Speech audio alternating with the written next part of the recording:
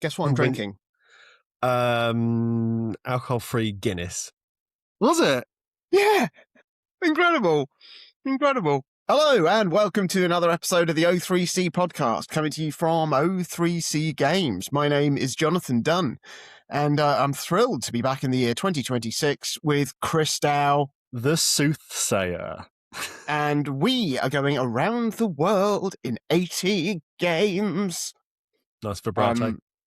Chris, we're back. We are back, and we are in the year 2026. It's January. January can get in the fucking bin. How are you? I'm all right. It's been a busy January so far.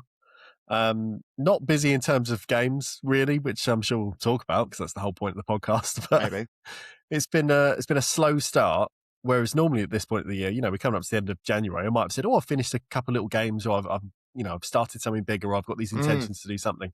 It's not been one of those, but we'll talk about it all. We will. And because the last episode we did was our end of the year special, we've actually got like 2 months worth of games. Yeah. 2 months worth of gaming to talk about. Sometimes like we've got a little to say about a lot of games, or a lot to say about a little games. Well, I've got a bit to say about a lot. A bunch. A bit about a bunch. I sort of, a bit about a bunch.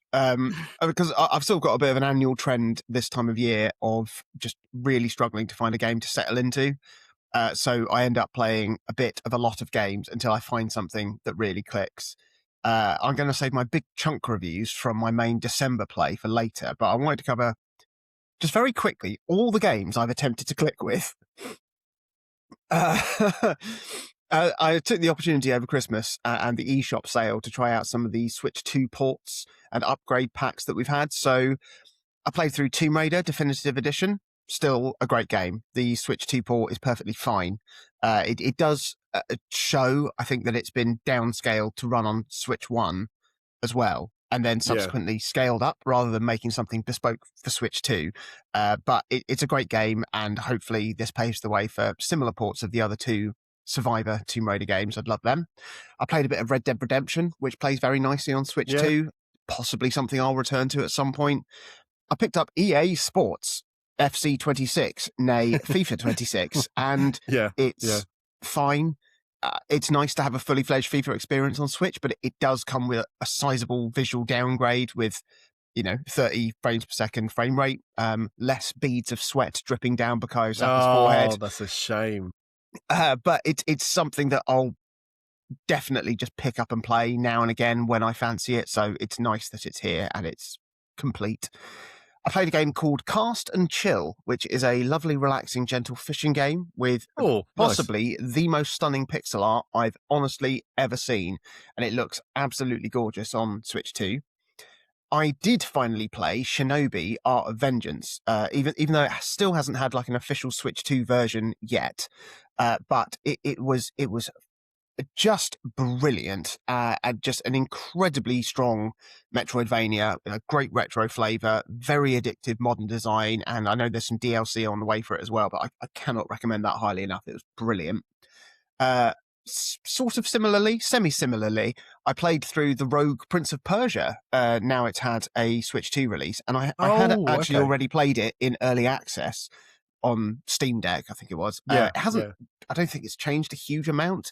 It still basically feels identical to Dead Cells, which is it's basically based on the roguelite stuff. Is great, but the game has a more tangible story to it than something like Dead Cells, which once I'd sort of finished the story, which was brilliant, I didn't really feel inclined then to keep doing runs for the sake of it. But it was really, really good. And I honestly, I think it's a better game. I mean, certainly better written than Prince of Persia, The Lost Crown, which got many more accolades. But yeah, good game. 2 more games I played on Switch 2. Kirby Air Riders, absolutely amazing. It feels more like F-Zero than Mario Kart, if we're looking for like an easier comparison. It's extraordinarily well made, and its mechanics are as deep as we all thought they would be, and somehow all sort of confined to one button, basically, with like braking, sliding, boosting, and drifting all part of the same maneuver, but then with a million levels of nuance, but a very, very steep learning curve. But it's really, really good. Something that is more of a direct Mario Kart comparison is Sonic Racing Cross Worlds, which is definitely the most enjoyable racing experience I've had from a Switch 2 game so far. I think it's better than Mario Kart World. It's more accessible than Kirby Air Riders. It's a much more impressive package than, Fast RMX. It does have a Mario Kart flavor to it, but it also has a big dollop of Cruise and Blast here. And it just, pick up at that. I know. There's some big maximalist moments. There are some set pieces and things that really remind me of that. And that's only a good thing. There's tons of content. I doubt I got like the season pass. So I got the DLC that's already been released, and there's more on the way. And I just love seeing Sega acknowledging Knights as part of its oeuvre. It's how I feel whenever Peter Gabriel alludes to the fact that he was in Genesis. It gives me gotta remember your roots. You got to remember your roots, and it's brilliant. So yeah, there are some absolutely brilliant games there, and I say I played like a bit of them. I completed Tomb Raider, Shinobi, Rogue Prince of Persia, and I've done all of the cups on Sonic Racing. I dabbled. And let's not forget that obviously I've also put another 100 or so hours into Binding of Isaac because I just started a fresh save and just doing that. Because honestly, we've said before, it's my Tetris, and it's taken the edge off this bleak dick of a month, just to be like, you know what, I just need to not dwell. I'm just gonna play Binding of Isaac, and that's perfect. What have you played? Have you played some bits and bobs? I played a few bits and bobs, but in contrast to your big kind of dump of everything that you played, started, finished, and then probably sold on, I've been struggling to think about what, if anything, I've really played for any length of time, at least in kind of this chunk of 2026 we've had up to this point. Like, games have taken a bit of a backseat in recent weeks for a few reasons. Being back at work obviously means being back busy a lot of the time. There's some other big personal bits going on in the background that you're obviously aware of, but I'm not going to share here at this stage on the podcast. That's eaten a lot of my free time as well, from late December through to now. And finally, I've used a lot of my would-be gaming pocket since New Year, trying to enact my only resolution for 2026, which was going to be to try and start reading again, even if occasionally. And embarrassingly, I probably haven't read a book in at least 15 years minimum, in any context, whether it's like Spot Can Run or an actual novel. But this is not meant to be like a... It's a good one, Matt. It is. Yeah. Like, good twist at the end. This is not meant to be like a boast or a brag. Turns out it was 2025 all along. So this is not meant to be like a boast or a brag, but I bought myself an e-reader. I've been working through some books, and I've actually finished some books, and it's been good to just use my brain in a slightly different way. Yes, John. Can you play Tetris on it? You cannot on this one, no. Oh, that's good. Well done. Like, a big part of what I enjoy about playing games is then picking apart the games that I've played with you when we talk about them and when I have to think about them. And that's the bit of games I really enjoy, like engaging with the medium. And I think books naturally lend themselves to having, a form and structure that you can dissect and think about, what is the theme? What is that character doing? And I don't know if I'm going to keep up like a super pace all the way through the year, but whereas before I might say, before bed, I'll play half an hour of something, just, take the edge off the day and then go to bed absolutely wired. Instead, I've been saying, I'll get into bed a little bit early and I'll just read for half an hour. And it's been good, a different sort of distraction. In terms of games I have tried to play, I tried and failed to start or continue in some cases, because it's games I was already playing. Super Mario Galaxy Virus, almost great, but still just a little bit wonky Switch and Switch 2 port, because the not having a Wiimote really does affect it. And whether you try and play it with Joy-Con, it's like you constantly have to reset your pointer, or using then the gyro of a Pro controller is better, but it still just feels a little bit awkward. But the game's very nice otherwise. I picked up my dormant save of Final Fantasy VII that I was playing on the Steam Deck and did a tiny bit more, and then stopped again. The the original OG one that I tarted up with a load of mods and stuff. I did buy in a sort of semi-January sale the Dragon Quest 1 and 2 remakes. And started Dragon Quest 1 and went, I like this game, and then stopped playing it after probably the second night of putting some time into it. So I don't know. I've just found it really hard to get involved with games, especially since New Year. But before that, like before Christmas, I did play a few. The games I probably put the most time into over sort of December into the beginning of January. They don't really deserve their own big fanfare or distinct section, but I played a bit more Clair Obscur. I played old favourite New Star Manager. I played Mike Bithel's Solitaire Conspiracy. That's brilliant. It is very good. I also played through Mouthwashing, which I'll mention in a minute as well with a bit more detail. There's literally no linking elements between any of these games at all. But there we go. The brain wants what the brain wants. Indeed. Chugging along with Expedition 33, I'm still miles from the end. I wanted to bring it up again, though, to address a criticism I've seen a few times online that I felt very strongly about. And that was that some commentators have said the game's characters are too emo, like the story is too teenage and angsty. And I agree to a point of how they're characterized, but I think that's a really positive thematic choice because all of the characters in this world know from 5 minutes into the game, so this is not a spoiler, they know that their lives are finite, and in a very different way to us knowing that. We know we're not going to live forever, but no one in this world is blind to the fact that everyone is mortal, everyone will die in not that long away sort of thing. You know, they're constantly living under kind of the shadow of the paintress and the gommage, and there's such overbearing events that I think they're rightly caught in kind of a state of permanent teenage failure to launch. So they do come across as a bit teenage sometimes with like capital My Chemical Romance, but it's by narrative design, I think, not by lazy writing, because, you know, as life expectancy drops year on year, all your agency gets taken away. And if you know you can live to at least 50, maybe go, it's worth starting a family, becoming a parent, do whatever. If you know that number's going to be halved, you might change your priorities a bit and just think, I don't want to do that. I don't want to bring a child into that world either. So it's, you know, it's a big deal. I think it's a very smart game. And as much as everyone called on it over Christmas and when it won awards and everyone went, I don't like it now. I do like it. And I thought that was a little nugget worth sharing. So that's that. New Star Manager. It's a game I'd already played for many hours when it first came out on the Switch. I rebought it in the Steam sale at Christmas for probably £2 or something like that. I then put another 15 or so hours into it. It was the sequel to everyone's favourite mobile game, New Star Soccer. It expanded that hyper-addictive formula to include broader club and player management, and I can happily say it's still extremely addictive. My chosen team, Dog Dirt FC, have now ascended to League One after a humble start in the Nationals.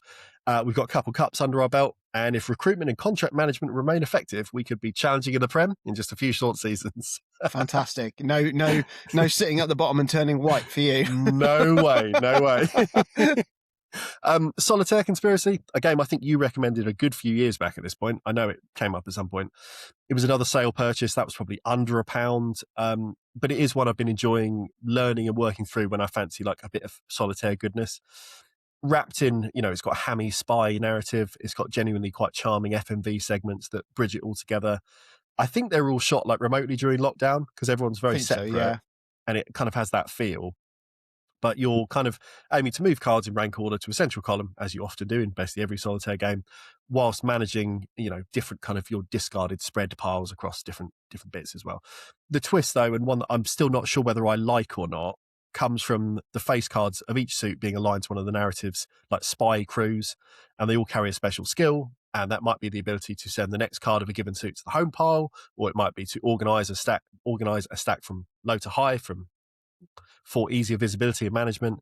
But I found it very hard to retain knowledge of which crew does what, even though their skills are listed when you hover over them. and more frustratingly, when you're trying to play at pace, I often forget the skills even exist at all because I'm just in like pure solitaire mode. And I'll be maneuvering cards to try and reach the next low number and you know, put things up and down to get to the one I want, and then trigger things by accident. And that can then fuck up all of my planning because it might reshuffle every pile. So it's kind of like, I'm sure there is a way to play it where you're more conscious of that, but I haven't made my brain click into doing that properly yet.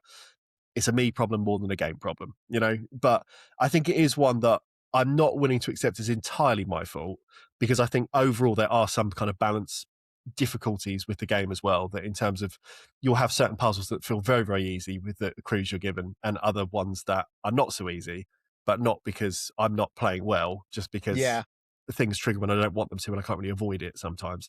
So, it's one of those things. I think it is good though. It's an easy recommend, especially if it's 79p or whatever I paid for it. Finally, Mouthwashing is the game that had the greatest impact on me of those that I played. It's probably the one I'm also going to say the least about, because it is a narrative game, start to finish, and that's why you should play it. A walking simulator, if you will, but it is a very unpleasant on purpose, surreal Lynchian narrative game, and it's proper horror in that it explores humanity in some truly startling and like unsettling ways. It's a very uncomfortable couple hours to play through. It's not a game of jump scares. There's like a couple of moments where I sort of went, oh, there's no resource management, but there are just humans, and humans being awful, just like the worst because of their situation sometimes that they can't avoid it, and other times because they just make very poor choices. And for anyone that gets put off by phrases like short narrative adventure when talking about games, I really think Mouthwashing is still absolutely worth a play, if only to see how teams are continuing to iterate on what that walking sim genre can do. I think it really is a good example of how games, and I think I mean this really as any interactive media, as opposed to kind of more fixed, static media. If it's got the right direction, it can transcend the constituent parts of audiovisual and sort of textual design. And this is a story that would not work as a novel, would not work as a film, but it does need you to know the language of games and the language of films and the language of narrative and all these things to make it work. And I think that's where games can do something different, because they've got these additional layers of saying, well, what can we do with the user interface as well? How can that communicate a feeling or something that, writing can't do on its own? It's just very, very intelligent. And I think it takes the language of all those kind of, more static pieces of media and iterates in really exciting and naturalistic ways. I think it's meant to become to Switch and PlayStation everything this year. I'm sure it won't be super expensive, but I highly recommend it when people can get hold of it, if you don't have a PC or a Steam Deck or whatever to play it on. So yeah, it's top stuff. So the biggest game release from the last couple of months, certainly in terms of anticipation, was undoubtedly Metroid Prime 4 Beyond. Forgot it existed. I don't think you're the only one. It's the long-awaited sequel to the Wii's Metroid Prime 3 and the GameCube's Metroid Primes 1 and 2. Widely reported troubled production has led to a near 20-year wait for the game. There was no way that it was going to deliver on the expectations that were growing exponentially over the intervening decades. And I honestly went into the game with my expectations quite low, not just because I was being sensible, but also because I wasn't actually that blown away by Metroid Prime 2 and 3. And you might remember I revisited them fairly recently on Steam Deck. And I just played through them all. I mean, don't get me wrong, they're great games, but Metroid Prime 1 is far and away the best game of the series and of the whole franchise, as far as I'm concerned. And in many ways, Metroid Prime 4 was exactly what I expected. Really good, nice and slick. Some things that were brilliant, some that were a bit of a bad choice. Fun, but ultimately a bit disappointing. Let's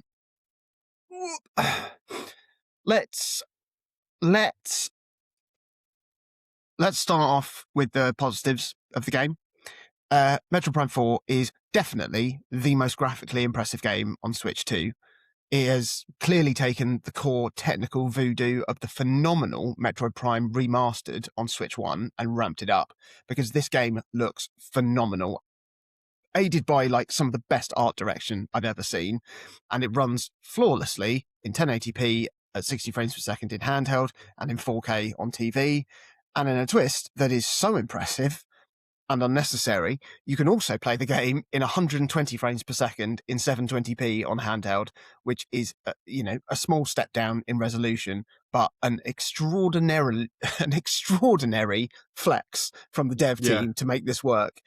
I will say I really couldn't see the difference, to be honest. The decreased resolution was infinitely more noticeable than the increased frame rate. Very impressive, nonetheless. There are some cool boss fights in the game, one of which I would say is, within the top 5, top 10 Metroid boss fights. It sees you fight this giant thing flying around on a lava lake. I really like the design of some of the enemies and the bosses, but there is a distinct lack of threat and menace in the game, I found, because like Metroids themselves are pretty much entirely absent. And there's something so threatening about their sinister brain floating parasitic nature that just strikes fear into you. Whereas everything that you're kind of fighting here is just kind of like indigenous creatures and then some nastier versions of them. And like the big bad of the game is another bounty hunter, and I think it's possessed or whatever by a Metroid, but it's a much more tangible threat rather than something deeply dark and mysterious and intimidating. The story in Metroid Prime 4 was actually a lot better than I was expecting, especially given a lot of early reports complaining about the new NPCs and the fact that I didn't really like the more peopled story and world of Metroid Prime 3. Like, I like to be isolated and alone in these games. But in fact, there's only like 3 or 4 other real characters in Metroid Prime 4, and they're all stranded on this same world. And I actually really liked all of them, even the character of Miles McKenzie, who was being reported as totally ruining the game ahead of the game's release. Personality-wise, acting-wise, I really liked him. Mechanically, the game has a real problem because he calls you up and suggests where to go next, which is a really annoying thing in games anyway. I think I've spoken about it before in Tomb Raider and in God of War when that happens. But it's especially grating here because you have a way in one of the menus to call him up. So, like, have that mechanic be on demand rather than just forcing it on you, because as it is, it makes me feel stressed playing the game because I subconsciously start wanting to do the next bit before I get interrupted instead of just enjoying getting lost. But also the game is actually really linear, despite its presentation of this seemingly open world. And if you don't know exactly where to go next, your poking around will only lead to dead ends.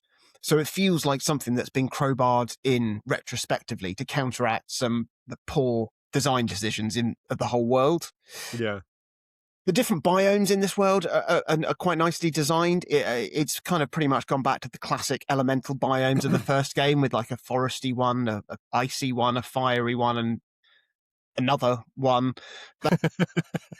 But they all feel quite distinct from each other and come with unique flora and fauna and things to scan and learn about. Moving on to the negatives, the biggest negative in Metroid Prime 4 is this huge desert that connects the biomes for you to traverse. It is so empty that it becomes so dull to ride around, even though the motorbike mechanics are really good and it's fun to just drive around and smash these big things of green crystals for literally no reason. Does it look good, though? Yeah, oh yeah. And it feels great, but it just gets old very fast. There's like maybe a dozen things strewn around the desert to find. Like early on, I found a type of like Zelda-like shrine to explore, and I got like an upgrade, and I thought, well, this is cool. If this is the way they're going with it, I'll happily poke around and find all of these. And then there's like 3 others. And like with no fast travel to get between biomes, you end up having to ride around so much. Because there is the usual Metroid thing of finding new power-ups and mechanics to allow you to explore previously unreachable areas of places you've already been to. And initially I thought, like, okay, well, once I've got all of my abilities from going to each of these biomes, then I can go back and fully explore each of them again. But they also make you go back to each biome at least another time in between all of that as well. And it's just not fun. So it's then linear backtracking that you have to do. Yeah. Like, Metroid games are supposed to be about exploration and discovery and making you want to poke around and find all the secrets, and I just didn't care. Like, the game started to feel more like a chore from around about the halfway point, to be honest, and I just kind of I wanted to finish it, but, I'd have been happy if, like, it turned out the final boss was next and I was done with the game. Yeah. Like, the way the biomes make it feel like they are like the elemental dungeons from a Zelda game, which is cool, but you want to be able to explore them, get the power up, beat the boss, and then move on, not go back and forth and back and forth. Like, rather than feeling like a more organic, sprawling world that happened to have these different biomes within it, it makes next to no geographical or scientific sense for these 4 very distinct biomes to be structured how they are, with a harsh, bland desert connecting them. So it all just feels artificial. And there is an element of that in terms of like its habitation and blah, blah, blah, blah, blah. But it's just, yeah. Like, top review. top review. That's it. Put that on the box. The mechanics and abilities, then, like the usual things are here, like morph balls, power bombs, elemental power beams, double jump, grappling, and stuff. It's all framed as psychic powers in this game for no reason other than to have it be slightly different. But it's like your power bombs are psychic bombs. It's like, how do they work? Exactly the same as power bombs, but they're purple. Like, you have to switch to your psychic visor to do a lot of extra things, which again felt like it was doing it just for the sake of it being different.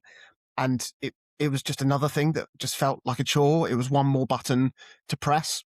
And in the heat of battle, it was annoying, especially because of my colorblindness. The aesthetic difference of being in the psychic visor and not in the psychic visor just wasn't clear enough. Yeah. And it's because like this world that you're in is so many different colors. So I didn't know if the trees were being tinted purple because I was in the psychic visor, or if they're just purple trees because there probably were some purple trees. I don't know. And it's just like, especially in the melee of battle, like, it's just so difficult. And like, there's a really, really cool ability that you get that allows you to basically charge a shot, and then you pilot a psychic beam in like first person. Like, do you remember like the old rocket launchers in Unreal Tournament? Yeah. And that was really fun for like puzzle solving bits. But again, it's not fun to have to use in battle because it's just too fiddly. And it's, like, one of the big differences between the 3D Metroid games and the 2D Metroid games is in the 2D Metroid games, your abilities that you get tend to stack on each other, like making you feel like you're getting stronger and more powerful. Whereas in the Metroid Prime games, you're just adding things to your options and your arsenal. And whilst that was cool and fun in the first Metroid Prime game, by this point, it would be nice to have something be a bit different, especially with the way that like the game forces you to go back to older areas. Like, when I do that, I want to feel like I'm suitably more powerful than when I was there before, and I can just blast away all the enemies with ease that gave me some trouble earlier in the game. That's fun.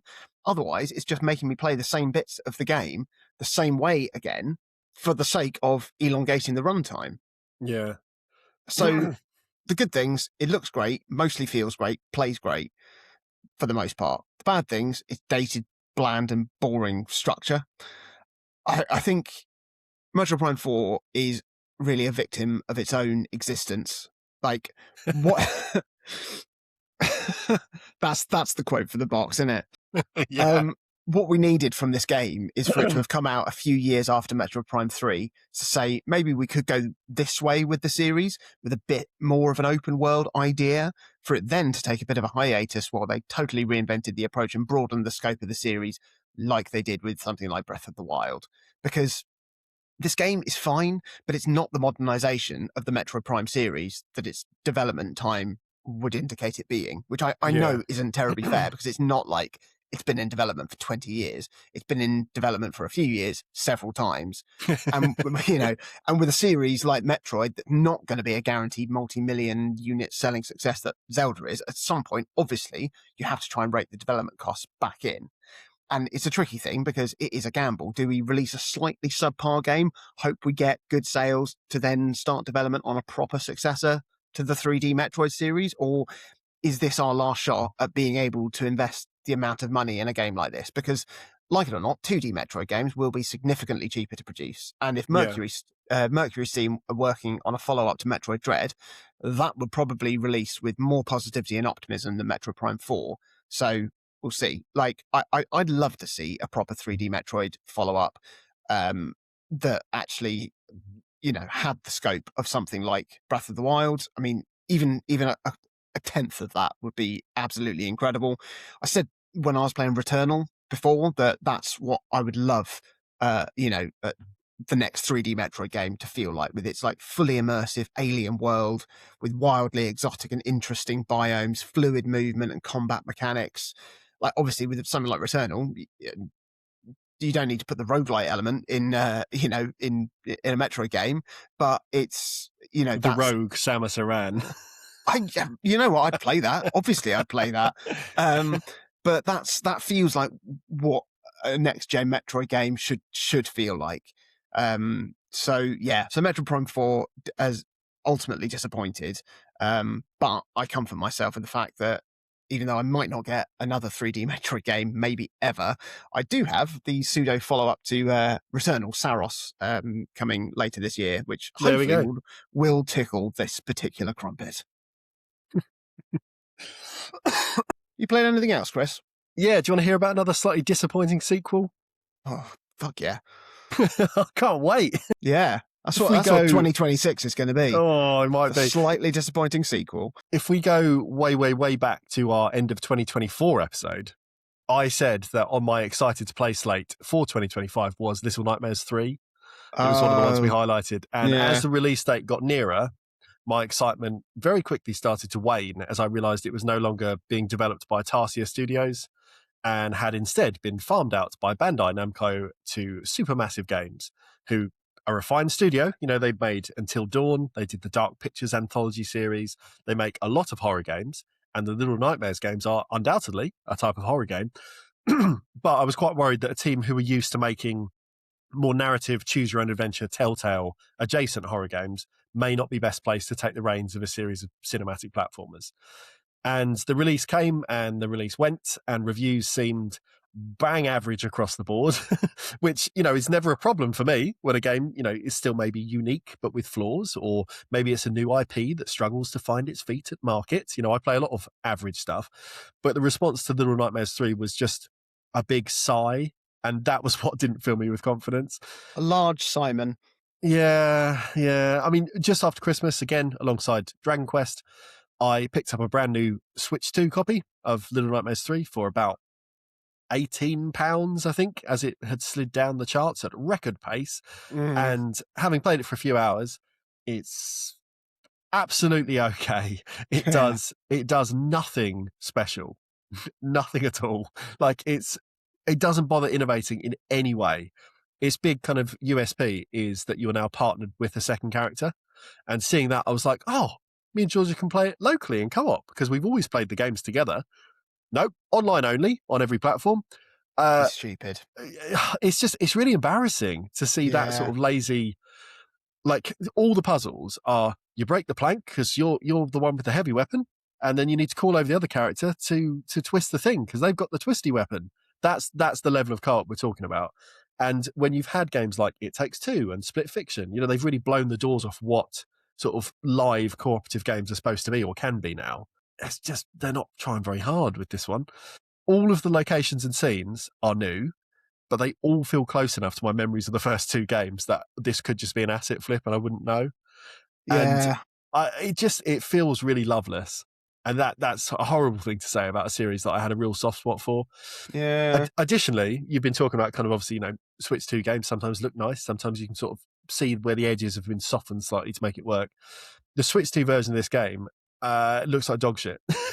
Oh. And maybe that's unfair because the world of Little Nightmares has never really been about like high fidelity visuals. They're meant to be grimy games. They're meant to have kind of unpleasant, nightmarish characters. But 3, in this version, is a tremendous disappointment. And I genuinely think side by side, there's no difference between the Switch and Switch 2.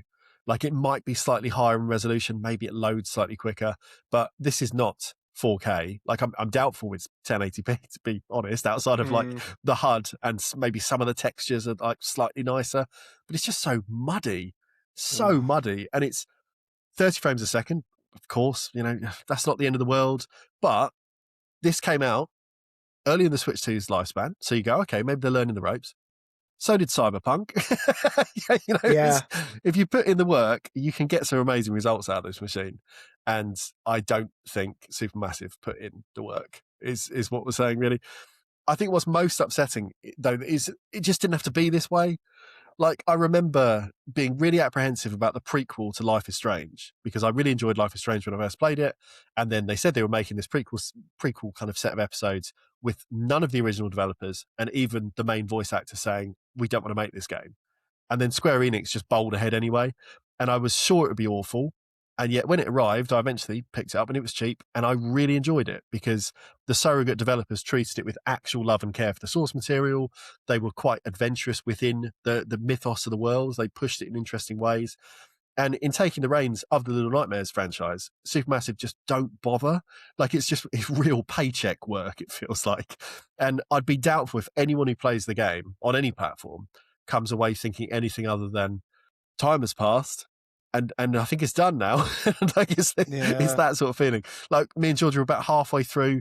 It's been very hard to motivate ourselves to move it along, even though we know it's still quite a bite-sized experience. I think it's only about 5 or 6 hours total. But I think it's very hard to recommend unless you're like a real series completionist. What really compounds the disappointment, though, is how clearly the idea of Little Nightmares is still doing any of the good work here. Like, all the heavy lifting is just because of the title on the box. So the visual language that's already established, the idea of building kind of literal monsters from very oblique, hard to express fears, like the way they play with scale in the environments, all those bits are still effective, you could say, because they were effective a decade ago. You know, here's a little child and here's a big bad meanie, and your brain kind of fills in the gaps. But Supermassive seemed really content to just rely on that shorthand rather than bothering to say, well, it's 2025 now, it's been a decade. What could we do with this franchise we've been given the keys to? And it seems like they just said, well, we can just kind of, roll it down the road in first, then park it up at the corner shop. They just didn't bother.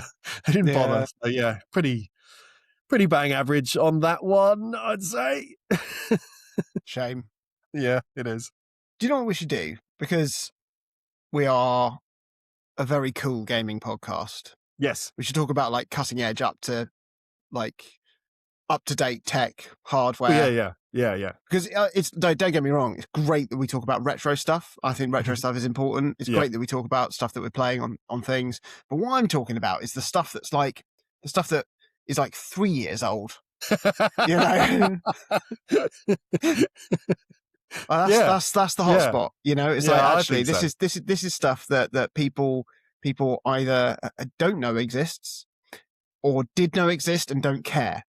Yeah. I mean, because no one's talking about it. We want to just shift our angle to be like consumer advice, but for people that saw something, thought they might be interested, and then forgot for upwards of 3 to 5 years.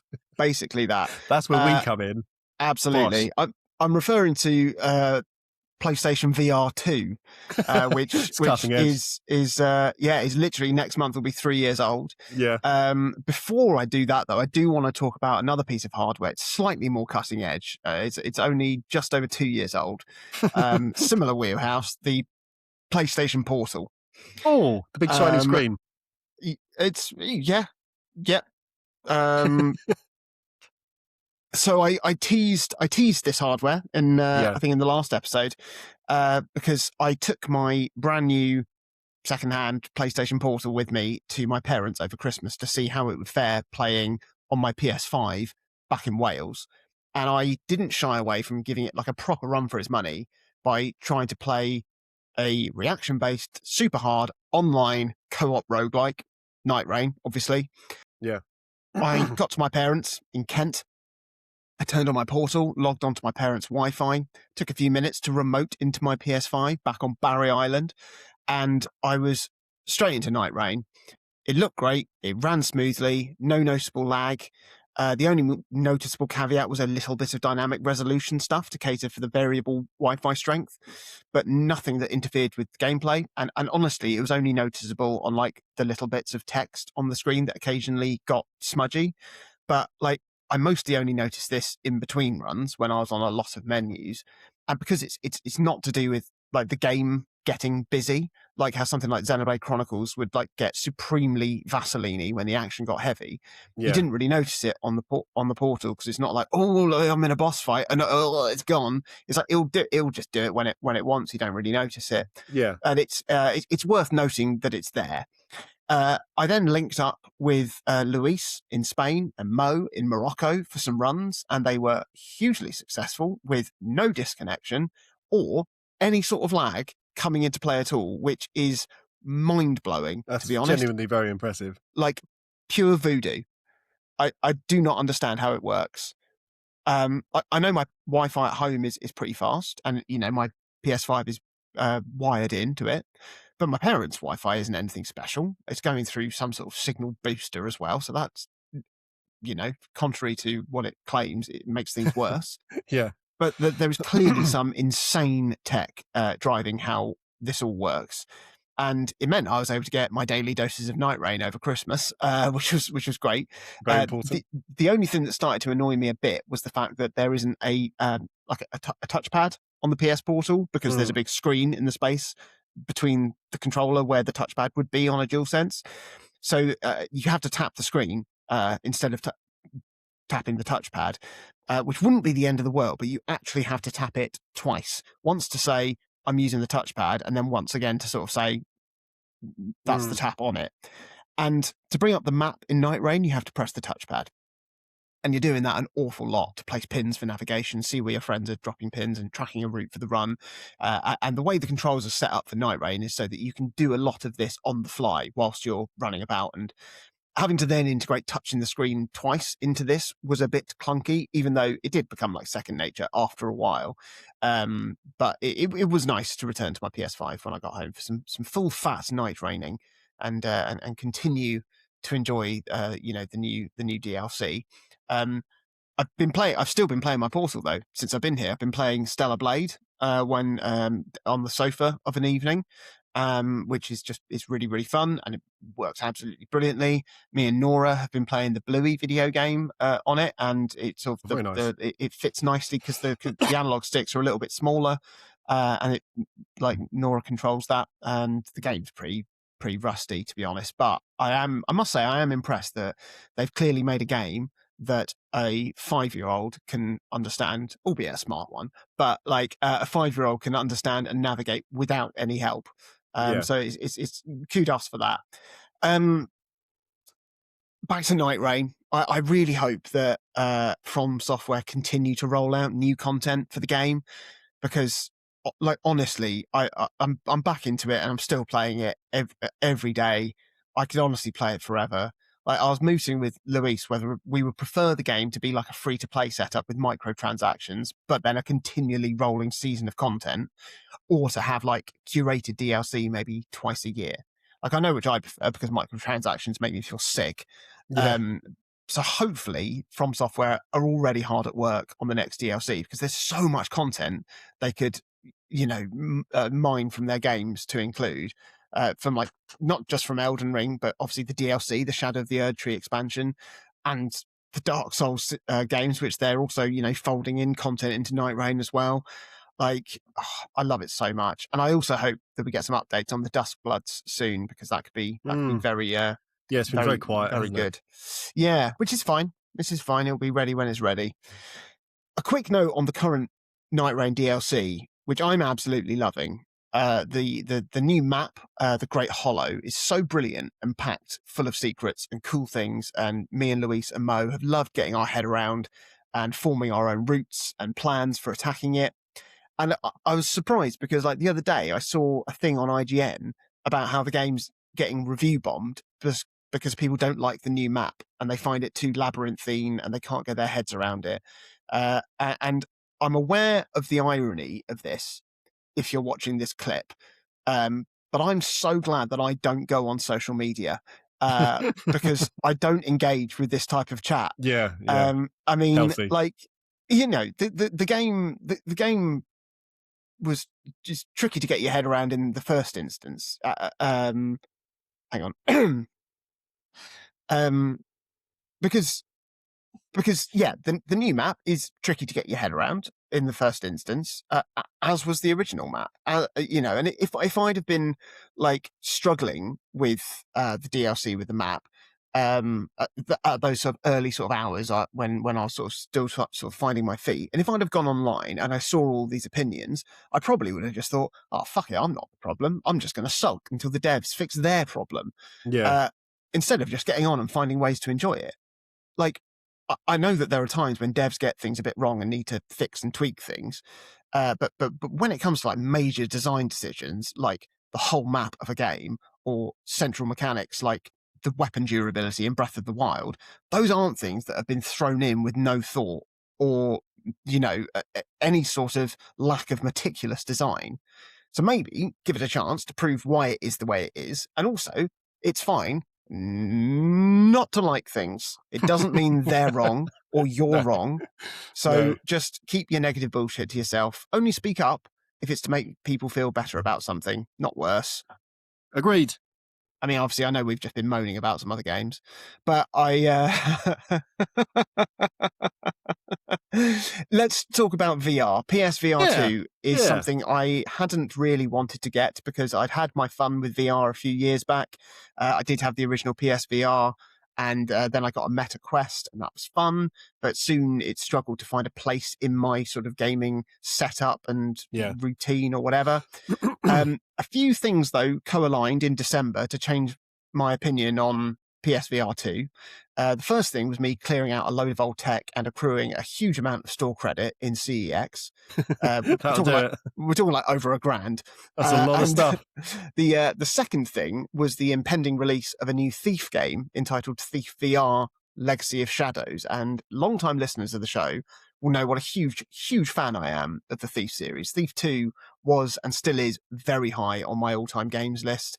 And this new game promised the return of Stephen Russell, who voiced Master Thief Garrett in like the first 3 Thief games, and then was sadly absent in the previous, Thief 4, or the sort of reboot, which was 12 years ago now. Wow. I know. I'm going to talk about Thief in a bit, but that was the impetus for me cashing in some of my store credit to get a PSVR 2. And that was then the opportunity for me to play a few other VR games that have been lurking just outside my 110-degree peripheral. It's good little joke. It's for you. I think that in my mind, I built the PSVR 2 up to be something a lot more impressive than it is. Yeah. Like, one of the main things I was looking forward to was that like increased field of view, and also like the high resolution OLED panels in the headset, which promised, much deeper immersion. Now, a lot of my impressions with PSVR 2 are certainly marked by the fact that I wasn't playing it in direct comparison. I'm playing it in comparison to my 5-year-old memory of Meta Quest and my older memory of the original PSVR. So diving into my first VR experience on PSVR 2, to me, felt exactly the same as it did on the original PSVR, even though I know if I'd popped the older one on for an actual comparison, I'd be able to see the obvious differences. But I was very underwhelmed, especially because I couldn't see the impact of the OLED panels, and I could still see what felt like a lot of the headset in my peripheral vision, and those are the things I expected to sort of notice. Playing the games, though, you do start to realise just how clever the tech is that you're playing with. Like, it's physical awareness of your surroundings is a huge thing. The new controllers are obviously an enormous upgrade on those old fucking ball pit PlayStation Move controllers. But like, the PSVR 2 ones feel like the Meta Quest ones, really. But it all worked very seamlessly, very smoothly. I like the new features, like the look through button on the headset, so you can just very quickly sort of see what's your true surroundings. And the fact that the headset rumbles is something that is significantly more effective than it would look on paper, because it had no right. I mean, I remember thinking about this when Rumble Packs came out, being like, why would you want that? Why do you want that? It's going to make no difference. And now it's a huge part, and it's a huge thing in the sort of sensory experience. And even though it was a little bit underwhelming, it's still a very, very good VR experience. And like I said, I know for a fact that there's a million ways that it's an upgrade on the other VR experiences I've had before. Luminaire's Arise was the one I took for a whirl first. Obviously, absolutely stunning. The game itself still just will not click in my brain, annoyingly, but it's beautiful. There are several games I sort of tried demos of and stuff just to sort of see if I could notice some things. There are a lot of games that I didn't. I haven't tried because I just didn't get a chance to, because they would require a big purchase, something like the Horizon VR game or the Metro one or Hitman or the Resident Evil 4 remake, because I really wanted to give that a go, because there was the original Resident Evil 4 VR version on my Meta Quest, and that was really, really fun. But like one thing I noticed a lot more this time, and something that I can't actually remember if it was the Quest or if it was the PSVR 1 that had a thing in there to cater for wearing glasses whilst wearing it. And one of them did, and that made a huge difference. But I just could not get it to comfortably sit whilst wearing my glasses. And it meant that I basically just got a headache after, maximum 2 hours I could play before the headache just got really bad. I had to stop. So it's like I wasn't really inclined to invest in like a bigger, longer game where I could really just sit down. And also, I know why, and I know how much more streamlined it is, but the fact that you're still wired to the console meant that I was then much less inclined to play any sort of physical games. That was the wonderful thing about the Meta Quest, was that, playing something like Beat Saber or Super Hot or Pistol Whip, you can't just go anywhere. But having that wire, even though in reality, obviously I can do exactly the same, but it feels like I can't, Yeah. So after my time with Thief was done, which I'll come on to in a minute, I found that I just couldn't find any inclination to play anything else on there. And it also, I don't know if Sony are going to be invested in this part of their gaming hardware. No. So I didn't really think it was worth keeping it around gathering dust. I handed it on to just a very needy child. And before we hear your opinions on it, do you want to know whether Thief VR Legacy of Shadows was worth the £400 I spent on playing it? Oh, yes, and I'm going to guess not quite. If I were working for an official publication, I think I would have to decline writing an official review for Thief VR on the grounds of conflict of interest. Like, there are so many things in the game that aren't good that I love. Yeah. And it's not a case of subjectivity and objectivity. On both counts, there are things that are subjectively and objectively poor in the game that I love. Like how sometimes welcome to my world. I know. This is it. That's the real VR. I've actually just been playing Chris Simulator. Sometimes you just really want just like a shitty watered down tap Coke from behind the bar instead of a freshly cracked can of the stuff. Yes, yeah. Like this is a classic Thief game. Like it feels like it was made during the same development time as Thief and Thief 2 for some of the good, almost certainly all of the bad, and some new bad as well. Yeah. Like Thief VR feels like a classic Thief game. It's got the same aesthetic and art style. I don't think it's deliberately bland, but there was something comforting about the constant reuse of assets that reminded me of Thief 1 and 2. Like there was probably only about 10 different types of loot that you could steal. So it was always just like the same necklace and the same stack of coins. There was only ever one type of chest of drawers you would encounter. All desks and chairs in the game were the same model. There was only like 3 different types of guard, all with like pre-2000s level of AI sophistication. And like in those original games, things would always escalate so quickly if you got caught by a guard. And that's still here. If you like misjudge a swing of your blackjack or you get caught, you're probably not going to survive, even though you can, in this game, technically block swords with your blackjack. It very rarely works. And there are also guards that you can't knock out and who also have giant axes that cannot be blocked. So that was a thing. The return of the wonderful drawl of Stephen Russell as Garrett is a great addition, even though you're playing as a different character called Magpie, who's this sort of young woman who ends up stealing Garrett's mechanical eye, which is now possessed with the spirit of the now dead Garrett, to whisper in your ear and give you nostalgic tingles. And there's plenty of story overlap with Garrett's adventures, with like the mythology of this world and the secrets of the keepers threading its way through the story, which I just love. The mix of medieval historical with like supernatural religious fanaticism is exactly what I want from all of my fiction. And like when the motion controls work well in Thief VR, it feels amazing. Like you have to reach down to like pull out your blackjack truncheon from where it would be on your belt and then bring it down with a whack on the back of a guard's head. It feels great. It feels so tactile. But that's mostly because I would slam my hand on my desk while doing it. And that was some added immersion that I did not need. It really hurt. To get a bow out, you sort of reach behind your back to get your bow, and then you pull an arrow out from your quiver and you knock it and you pull it back and line it up, and that feels amazing. Like honestly, everything I've ever wanted in like a VR sort of game. It was just amazing.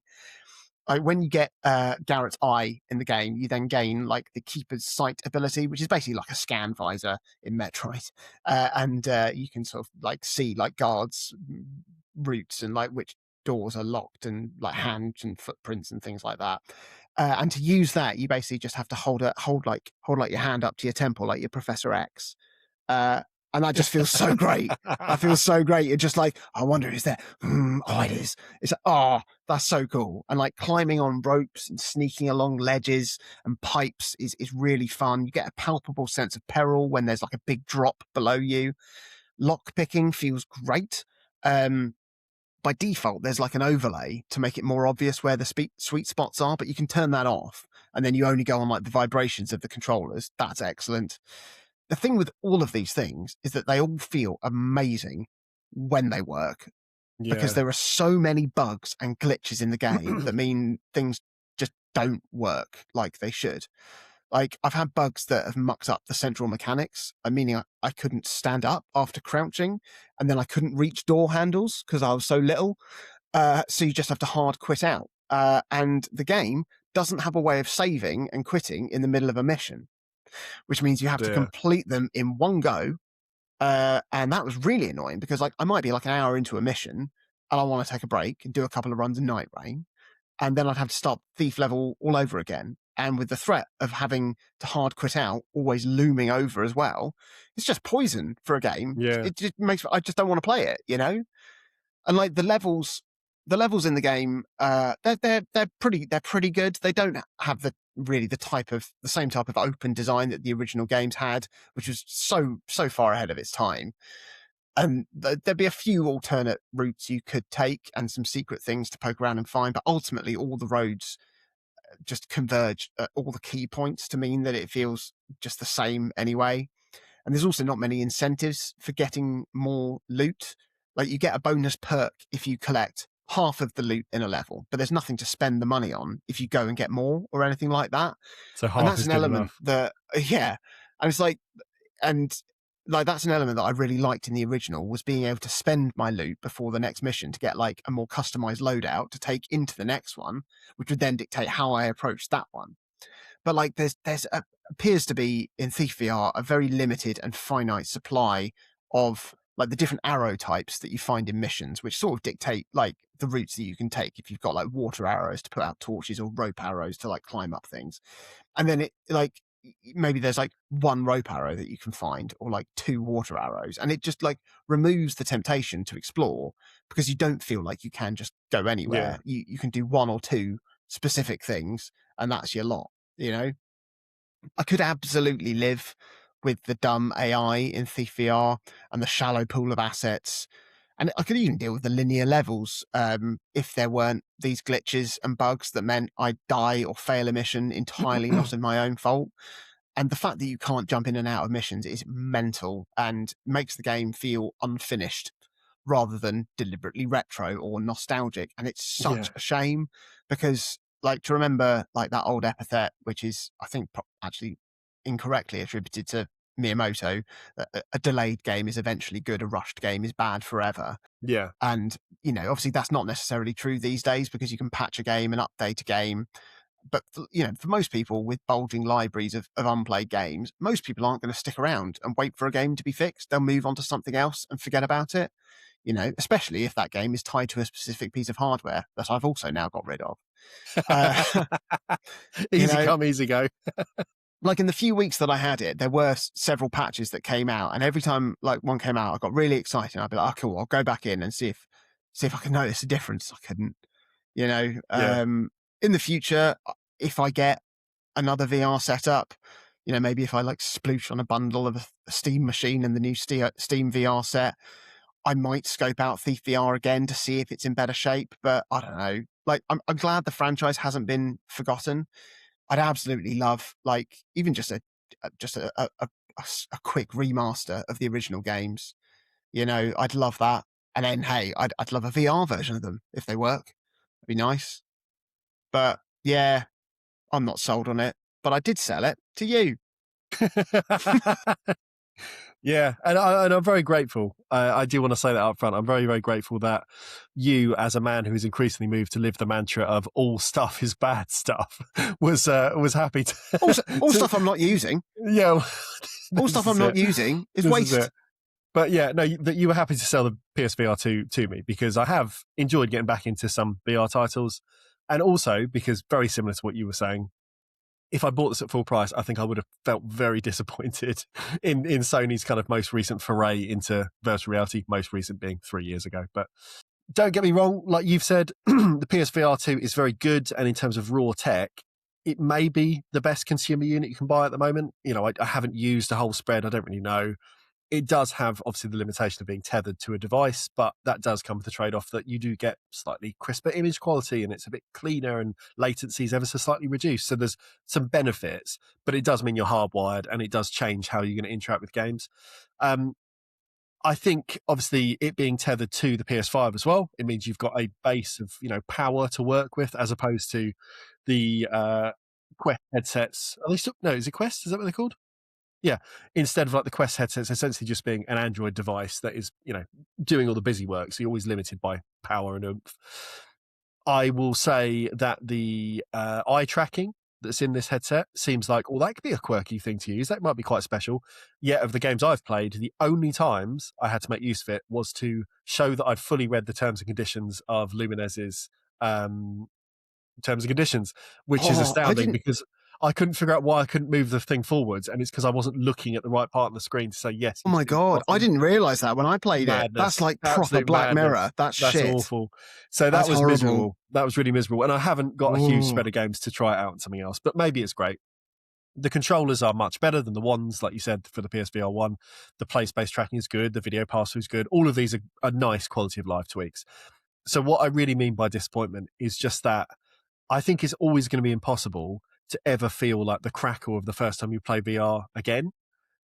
You can't replicate that. So like the very first time I played was a demo of Surgeon Simulator that I played at the Eurogamer Expo about 1,000 years ago, because that doesn't exist anymore as a thing that they run. Or the very first time I played Res Infinite in virtual reality. Or the very first time I played Res Infinite in virtual reality, and I genuinely felt like I'd been transported to another planet. Like, so far on the PSVR 2, I've played a range of games I already knew, mostly because they were either cheap or had free upgrades. And so I've spent a couple of hours each in Res, in Tetris, in Thumper, and in Lumines. And these are all some of my favourite games. And a headset is probably the best way to play all of these games. But it has exposed for me why my VR1 headset is just in a cupboard somewhere, because the thrill isn't quite the same anymore. And for the 6 months that followed me getting the original PSVR, I played anything that came out. I was picking up demos for any VR stuff that turned up, any games that came out on a disc I was buying for a collection. I was trying everything. And it was just like the thrill of interacting with games in a different way again felt humongous. It wasn't that I just stopped playing 2D games, like flat games completely, but for a long while they were such a draw towards this new exciting thing that they all took a backseat. And now, years on, I just don't feel that same punch. So once the headset's on, I do still become very absorbed. You know, it's very hard to capture that feeling when you're playing, say, Thumper is a really good one. You can't get out of Thumper once you're in it. Like, it really does feel like the headset's fused to your head.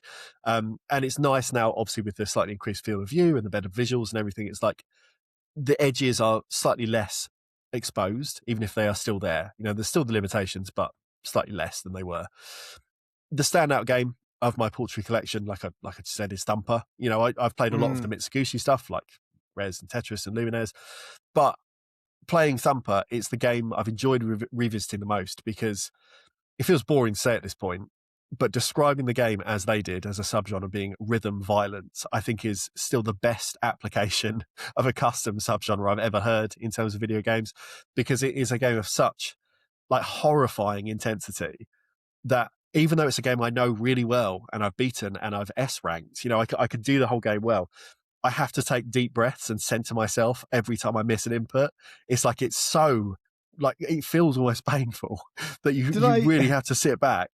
And the game is essentially just an elaborate game of Simon Says. When you really break it down, you hear a noise and you play the same noise back to it. That's literally all it is. And I can't understand how, even though I know that that's the framework, in the moment, it feels like I'm going to die. Did I ever tell you about what Alex said when I showed it to him? I think you did, yeah. And coming from, I mean, I'm not putting this in the episode. No. Coming from a man who has been sectioned many times, he said it was like visions he's had of purgatory. Yeah. No, it's something else. The thumper is just something else. And the headset vibration, when I first obviously put thumper on and felt that, I was like, I really don't know if I can handle this. This could be a bit too much. But now it just becomes part and parcel, because for anyone that's played it, a big part of thumper is obviously nailing the inputs, and that's kind of your first pass of getting good at the game. And then you want to start maximizing your score if you're really trying to play it properly. And the best way to do that is every time there is a button input, you can lift up and fly in the air. And then the next time there's button input, you can slam down. And you get an amazing like hit stun like you do in The Legend of Zelda. And now the whole screen has that slight freeze, but so does your brain, because the whole headset goes and like it's so intense. So that's still really good. I mean, that's worth the cost of the headset. Like, I realize there's loads of other experiences that I could try if I dig through the PlayStation Store, but it is also hard not to look at Sony's total lack of interest in actually supporting the unit, because to date, bearing in mind this is basically its third birthday, they produced the Horizon spin-off at launch. That's it. And I'm happy. I'm happy it can be my Tetris machine. It can be the machine I play Tetris on, and I've got Lumines and I've got Thumper. I've got these games I truly, truly love. But I would still have felt quite sore if Lumines had really pushed me just before Christmas to buy one at full price, like it was almost doing. Yeah. To spend obviously several £100s to put it on and be like, it's good. It's good. It's like that sort of justification where it's like you know that what you're holding is a good thing, but it isn't doing the good thing in your brain like it used to do. And that's maybe that's part of just being older and having experiences that are not going to be as fresh anymore, because it is an iterative bit of hardware. But yeah, I just don't feel the same draw to like grab all the games where I'm holding like a virtual gun and shooting a zombie, or like climbing a virtual mountain and stuff like that. So instead it's more like this is an alternative way to play some of your real favorites, and I guess that's probably okay for me. Chris, we're in Slovakia. Oh, lovely. You ever been? No, I haven't been anywhere. Beautiful country. Have you been to Slovakia? No. But I've heard it's nice. I've heard it's lovely. But I tell you what, Chris, it's got some games. And we're going to talk about them. But do you want to know some things about the country first? I'm getting myself comfy for this. I'm ready. Yeah. Slovakia has over 6,000 caves. Very Elder Scrolls. It's 100 times more than The Legend of Zelda, Tears of the Kingdom. There are also over 1,300 natural mineral springs, which is probably about 1,296 more than Tears of the Kingdom. The modern parachute was invented by a Slovak chap called Stefan Banic, an idea which was, of course, adapted in the Nintendo game The Legend of Zelda Tears of the Kingdom. Slovakia has the... come on. Slovakia has the highest number of castles and chateaux per capita globally. Including more than the amount of castles in Hyrule in the video game Tears of the Kingdom. There's one castle in Slovakia that have the largest underground complex of cellars in Central Europe. Not dissimilar to the Depths layer that you might have seen in a computer game called Tears of the Kingdom. Those cellars include the site of the oldest pharmacy, which was established there in 1649. There's also something incredibly cool in Slovakia that I'd really love to go and see, which is the only horror lodge in the world that shows true solar time. and it's the biggest wooden statue in Slovakia, which is a country with a great wealth of amazing wooden sculptures and architecture. But I've always been fascinated by her horology, and seeing this enormous, amazing wooden clock tower would be absolutely wonderful. Much like the wonderful experience I had seeing the clock tower in the classic Legend of Zelda game, Majora's Mask. What of games, Chris? Well, Slovakia's games industry is one of those scenes that might seem a bit small on paper. I think it's easy to underestimate if you're only scanning for kind of like big name notable releases. But if you do dig a bit deeper, though, there's a fair few studios quietly contributing solid and often quite distinctive work. There's actually in here a few quite Slovakian developers in something that we don't always see when we kind of do these bits of research. It's not a country that's churning out blockbuster hits that often, if ever, but there are a good handful of studios that have shown real longevity and generally have developed very clear identities too. So it's not a country that's just full of like mobile first studios like some of the ones we've looked at. Most of the teams here seem to find their niche and really knuckle down. So the first and most notable, going back through history, a team called Cauldron. They were founded in the mid-90s. They were one of the region's most prolific developers through to the 2000s, before eventually being absorbed by Bohemia Interactives. They do still exist now, but they're not under the same name. They produced a range of very B-tier titles, like the Cabela's Hunting series, a run of History Channel branded historical first-person shooters, a few bargain bin curios on the PS3 and 360 that I definitely owned and played, like a game called Secret Service and another one called Jurassic the Hunted. They knew their lane, I'll say. It's one of those teams. Then there's a team called Games Farm, who people might be better aware of because they've put out a string of kind of AA, I'd say, action RPGs like Shadows Awakening, Vikings, The Wolves of Midgar, and more recently, Jotun Slayer, Hordes of Hell. And their output sits somewhere between kind of Diablo-style action, more traditional computer RPGs, but with a strong focus on combat and dark fantasy aesthetics, that sort of thing. Again, much like Cauldron, they've found their zone that they're comfortable inhabiting, and they basically just dug their heels in there for a good decade or so. Their most recent one, Hordes of Hell, is very much inspired by Vampire Survivors, but through a lens of their other games, as many sort of like indie-style teams have done in the last few years. But might be good, if you like that sort of thing. Bit more modern. Blue Brain Games are a great example of Slovakia's contemporary indie voice. They are best known for the House of Da Vinci series. They carved out a niche in tactile, beautifully presented puzzle adventures that lean very heavily into sort of physical puzzles and draw even more heavily from The Room series of puzzle games as well, you know, with rotating mechanisms and unfolding puzzle boxes and that sort of thing. And taken together, all of these kind of more main players feel quite pragmatic and resilient. They're not doing super flashy stuff, but they are doing stuff that is unique to them, I guess. You know, they're not trying to chase trends that much, but they are still making kind of, you know, reliable, reasonably frequent releases in their fields. Alongside these more established studios, there's also an indie scene that's been quietly putting out some genuinely distinctive work, and this is the stuff that was quite interesting to me. Felvidek is a two-man made RPG maker project that blends proper regional Slovakian history and folklore, and I'll talk a bit more about this one shortly, as it was the game that I spent time with this month. Another game called Vivat Slovakia is another solo project that takes a very different tack, as it aims to be a gritty GTA-alike set in 90s Bratislava. And I was really tempted to give that one a go because it looks pretty rough, but I couldn't guarantee it would run on my machine.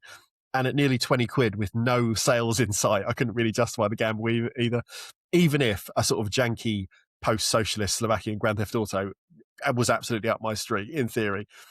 Vaporum from Fatbot Games is an old school dungeon crawler that wears its love for Dungeon Master and old Ultima RPGs on its sleeve. It's been modernized, I guess. It's got a more contemporary interface. It's got a steampunk aesthetic. And finally, there's a game called Yestermorrow from Bitmap Galaxy that looked quite cute. It was like a melancholy pixel art action platformer that mixes time travel, storytelling, and combat and exploration. And it's very much in the vein of any number of modern indie takes on kind of 16-bit era design through modern glasses, that sort of thing. But, Mr. Jonathan Dunn, what did you play this month? And of course, it can only be known as brinza if it is a traditional cheese made from sheep's milk from the country of Slovakia. Yeah. Otherwise, it should technically be known as a sparkling, stinky bleater. It was worth the effort. Thank you. Well, I used Slovakia as an opportunity to play another VR game on my before you sold the headset. Yeah, to a cunt.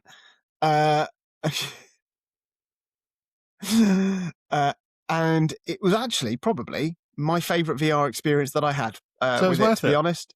Yeah, and that was playing the House of Da Vinci VR, which is the VR entry in the popular House of Da Vinci puzzle box games. And it's also the most recent one because it came out in 2024.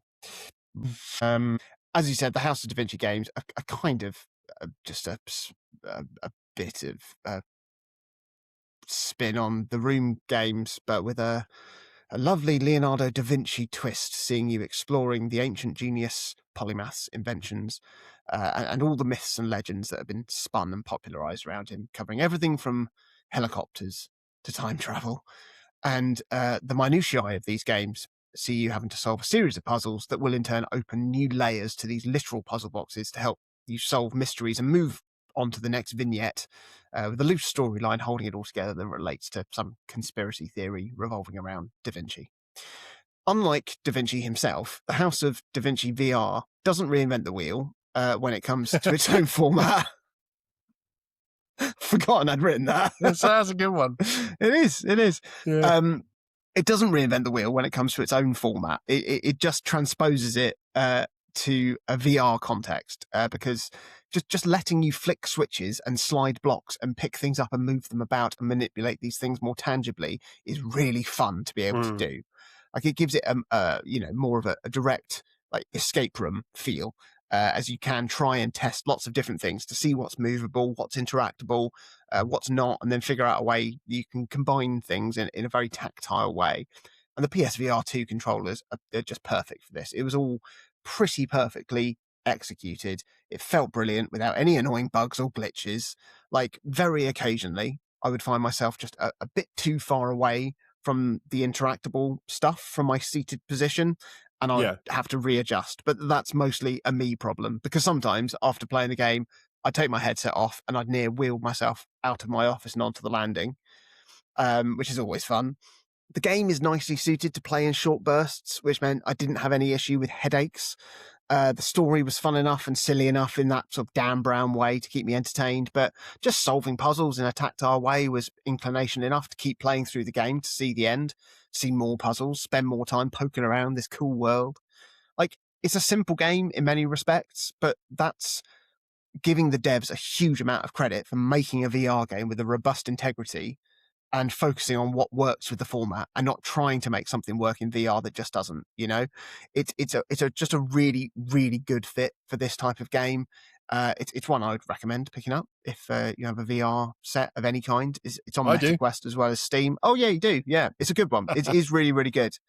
Like if you've played any of the Room games, or if you've played obviously any of the House of Da Vinci games on your mobile phone, or if you've played literally any of the billion like escape roomy type shit games on mobile, then this is like the most premium gaming experience I think you can get from that type of setup. It's really, really good. And yeah, I if there were more VR games like this, then I may have been inclined to keep it around for a bit longer. But yeah, this was a real highlight of the PSVR 2 experience for me.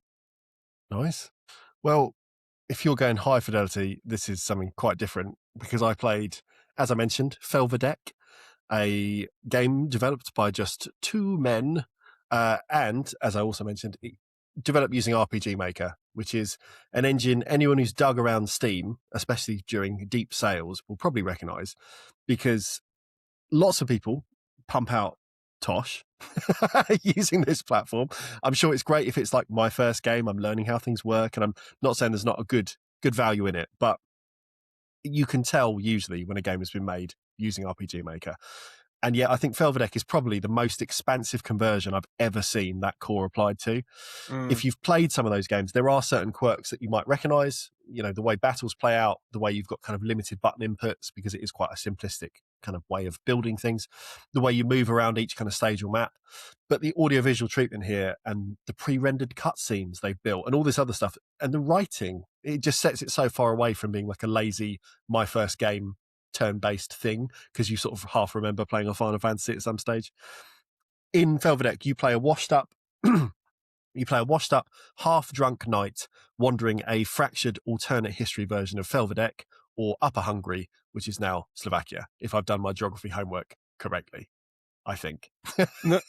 Apologies if he hasn't. Yeah, I'm really sorry. I would say of all my areas of general knowledge, geography is by far the weakest. So yeah, I apologize if I ever say something about a country or misname something or mispronounce something. It's not my field, and I'm trying, I promise. But Felvidek looks wild. It uses dithered, often monochromatic art. It's highly reminiscent of some Game Boy Color titles that attempted to like crush a wider color palette in pre-rendered characters and things. But yeah, think like Donkey Kong Country. Yeah, Think like Alone in the Dark. Yeah, there we go. Then the cutscenes in this game are pre-rendered with chunky low polygon models, and they look closer this time to the original PC version of Alone in the Dark. So it all kind of like connects together in an interesting way. Very grainy and grimy, properly abrasive, but in a really intentional and considered way. The game opens with your character. You're hungover, you're disheveled, you've been alerted to a fire at a nearby castle. You leave the castle to try and see what's going on. You expect resistance from the Hussites and the Ottomans, and instead you find very strange clues at the ransacked building, including these odd seed-like objects, and it kind of starts the narrative in motion. When you return home, things quickly turn even more unsettling as one of your party becomes very ill, and then you wait the next day to find them clambering through your window as some sort of warped eldritch horror. And there's a lot going on in this game. The first errand to go to the castle and back, it quietly sets in motion a much wider story that starts to brush up against religious and spiritual paranoia in these characters. There's deep European folklore that I'm reliably informed is based on, folklore of the time. It's not just made up. It's kind of pulling from myths and legends. It's thinking about actual sort of foreign political allegiances and pressures of the time. It throws a lot of these ideas out quite rapidly without ever really stopping to explain anything. And I like the fact that it just trusts you to either keep up or accept that you're going to feel a bit lost, because I think your character, being half drunk, doesn't really know what's going on either. And it's sort of like it almost has the effect of you role-playing that further because you don't know what's going on. Yeah. And even whether you're drinking or not. Moment to moment, the game feels deliberately awkward. Part of that, like I said, is probably driven by its RPG Maker roots, because there's only so far you can stretch the mechanical side of that software. But it feels like the developers have lent into those rough edges, again, really purposefully. So combat is never flashy or empowering. Its exploration is quite slow and quite stiff. Your character never feels particularly heroic. You don't level up. So instead, you're just hoping as you get through kind of scripted battles and locations that you get the gear you need to improve your stats, because you're never going to get like a level up screen. You just have to cross your fingers. So instead you spend a lot of time in between encounters just chugging bottles of plum wine that you found to keep yourself going. Your band never finds itself kind of like striding confidently through the world, even when it's meant to be their world. So they're stumbling along and you're kind of doing the same, just under-equipped and ill-informed. But the thing that is really interesting about all of this, I think, is the game's relationship with language. All of the characters have traditionally Slovak names. They use Slovak terms that are never translated, with entire sentences sometimes just being dropped in, like deliberately, and not in English. When it's not this kind of unfamiliar language, it's often written in quite challenging medieval English anyway. So it still takes effort to kind of read and parse what conversations are being had. There's historical references that are never explained or contextualized properly. It just trusts you to kind of either infer meaning the best you can, or just sit comfortably and think, okay, this is the world and I'm just kind of in it, and I'm just going to sort of figure things out. Like all the visuals and the art, this creates a friction, but I think, again, it's really intentional. And every time I grabbed my phone to try and translate a line to see what was being said, I found myself saying, okay, so why was that line not translated? What do they want me to get out of that?